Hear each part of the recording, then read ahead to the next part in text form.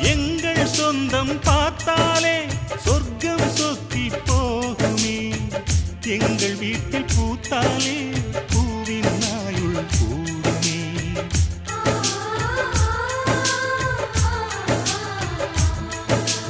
இரண்டு கண்கள் என்றாலும் பார்வை என்றும் ஒன்றுதான்.